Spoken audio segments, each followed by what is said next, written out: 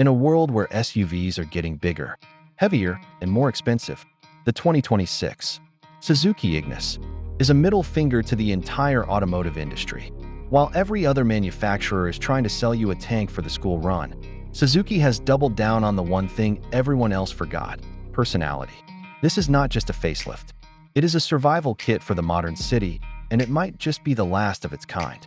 But before you dismiss this as just another tiny hatchback, you need to know about the one catastrophic design change Suzuki made this year that has loyal fans absolutely furious. We will get to that controversial deal breaker at the end of this video. But first, we have to talk about why the 2026 Ignis is suddenly the most important car on the road. The first thing you notice is the stance. Suzuki calls it an ultra-compact SUV, and for 2026, they've leaned even harder into that rugged, boxy aesthetic. You get a new, more aggressive front grille with integrated LED projector, headlamps that look like they belong on a high-end off-roader, not a city car. The ground clearance remains a class-leading 180 millimeters, which means while your neighbor in there slammed sedan is scraping their bumper on every speed bump, you're gliding over them without a care in the world. It's that go-anywhere attitude in a package that can fit into a parking spot most people wouldn't even try to attempt. Under the hood, Suzuki has stayed true to their roots with the 1.2-liter dual-jet four-cylinder engine. But for 2026, the SHVS mild hybrid system has been refined for even better efficiency.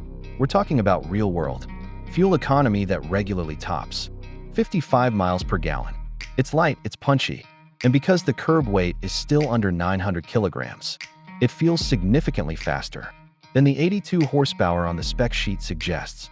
If you're finding this deep dive into the 2026 Ignis helpful so far, do me a quick favor and hit that subscribe button and give this video a like.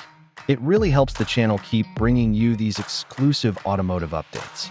Now step inside, and this is where the 2026 model truly shines.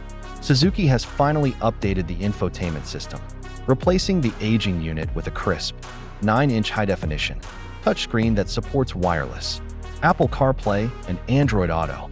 The cabin remains a masterclass in packaging. Despite its tiny footprint, the tall roofline provides more headroom than some mid-size crossovers.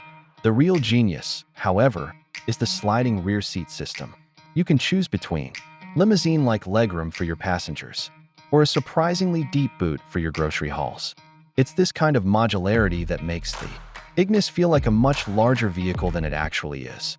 But we have to talk about the elephant in the room: the competition. The 2026 Ignis is entering a battlefield against the likes of the Toyota Aygo X and the Kia Picanto.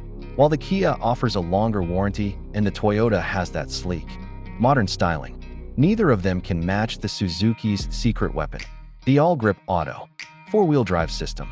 In a segment where almost everything is front-wheel drive, the Ignis is a mountain goat. It's the only micro SUV that can actually handle a muddy trail or a snowy morning with genuine confidence. For those living in rural areas or places with unpredictable weather, this isn't just a feature.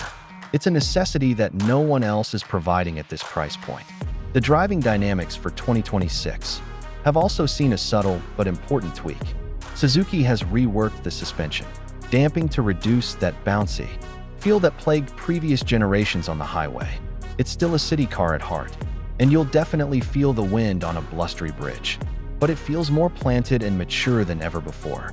The steering is light and effortless, making three-point turns a thing of the past. Because the turning circle is a ridiculous 9.4 meters, you can literally U-turn on a dime, leaving larger SUVs trapped in endless maneuvers. However, all of this praise brings us to the shocking revelation I mentioned at the start. While the 2026 Ignis is technically a triumph of engineering, Suzuki has made a decision that is polarizing the community. In their quest for maximum fuel efficiency and simplified production, they have officially announced that the 5-speed manual transmission, the very thing that made the Ignis a driver's city car, is being phased out in several major markets in favor of a mandatory CVT. For the purists who love the mechanical, tactile feel of rowing through gears in a lightweight car, this feels like a betrayal of the Ignis's fun-to-drive DNA. Is the improved Fuel economy worth the loss of driver engagement? That's the question that might just determine if the 2026 Ignis remains the king of the city, or if it has finally lost its soul to the pursuit of the perfect spec sheet. One thing is certain, there will never be another car quite like this again.